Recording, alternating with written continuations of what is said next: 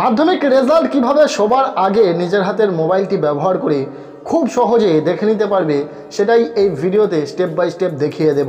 আর মাত্র কিছু সময় পরেই তোমরা মাধ্যমিক রেজাল্ট চেক করতে পারবে। হাতে থাকা মোবাইল ফোনটি দিয়ে কিভাবে সবার আগে মাত্র 1 মিনিটেরও কম সময়ের মধ্যে রেজাল্ট দেখে নিতে পারবে সেটা দেখে নেওয়া যাক। এর জন্য সবার প্রথম চলে আসতে হবে মোবাইলের একটি যে কোনো ব্রাউজারে।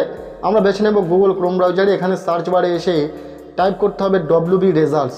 WB রেজাল্ট লিখে যখনই সার্চ করে দেবে, প্রথম যে ওয়েবসাইটটিকে তোমরা দেখতে পাবে লেখা রয়েছে wbresults.nic.in।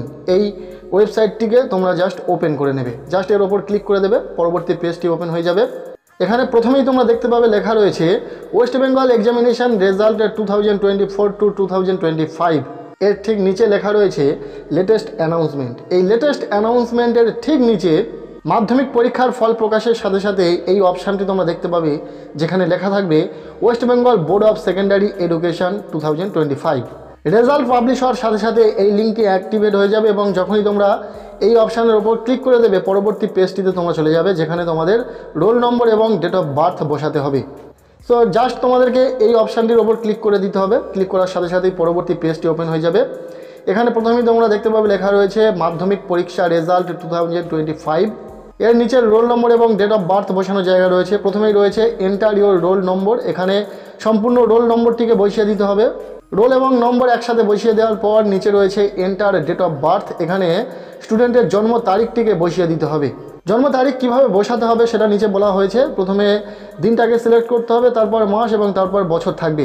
এখানে এক্সাম্পল স্বরূপ বলা হয়েছে কারোর জন্ম তারিখ যদি 1 ফেব্রুয়ারি 2001 হয়ে থাকে, তাহলে তাকে এইভাবে বসাতে হবে 01/02/2001। এই জন্ম তারিখটি বসানোর ক্ষেত্রে অনেকে ভুল করে ফেলে, তাই তোমাদেরকে বলবো জন্ম তারিখটি সরাসরি না বসিয়ে এখানে দেখতে পাচ্ছ ক্যালেন্ডার আইকন, এই ক্যালেন্ডার আইকনে ক্লিক করে সহজে এই জন্ম তারিখটিকে সিলেক্ট করে নিতে পারবে। সো রোল নম্বর এবং ডেট অফ বার্থ সঠিকভাবে দেওয়ার পর নিচে রয়েছে ক্যাপচার কোড। এই ক্যাপচার কোড এখানে যা থাকবে সেটাকে সঠিকভাবে এই বক্সে বসিয়ে দিতে হবে। Roll number, date of birth এবং ক্যাপচার কোড এই তিনটি জিনিস সঠিকভাবে বসিয়ে দেওয়ার পর জাস্ট তোমাদেরকে সাবমিট অপশানে ক্লিক করে দিতে হবে। সাবমিট অপশানে ক্লিক করার সাথে সাথেই রেজাল্ট ওপেন হয়ে যাবে। এখানে রেজাল্ট কেমনভাবে দেখাবে তোমাদের সামনে উপস্থাপন হবে সেটা দেখানোর জন্য বিগত বছরের একটি রেজাল্ট আমি তোমাদের সামনে রাখছি, দেখে নাও। রেজাল্টের প্রথমেই থাকবে স্টুডেন্টের রোল নম্বর এবং নাম। এরপর নিচে সাবজেক্ট ওয়াইজ স্টুডেন্ট কত মার্কস পেয়েছে সেগুলো থাকবে, তার ডিটেলস। কোন সাবজেক্টে স্টুডেন্ট কত নাম্বার পেয়েছে, পাশে কোন গ্রেড সেই সাবজেক্টে পেয়েছে সেটাও শো করবে। এরপর সমস্ত সাবজেক্টের নিচে থাকবে টোটাল মার্কস, স্টুডেন্ট টোটাল কত নম্বর পেয়েছে সেই নাম্বারটি থাকবে এবং টোটাল ওভারঅল গ্রেড কি শো করছে সেটা থাকবে এবং নিচে রিমার্কসে পাস কথাটি লেখা থাকবে। ঠিক এই রকমই তোমাদের রেজাল্টটি এখানে শো করবে। এইভাবে খুব সহজে মাত্র 1 মিনিটও সময় লাগবে না, তোমরা তোমাদের রেজাল্ট চেক করে নিতে পারবে বা অন্য কারোর রেজাল্ট খুব সহজে চেক করে দিতে পারবে।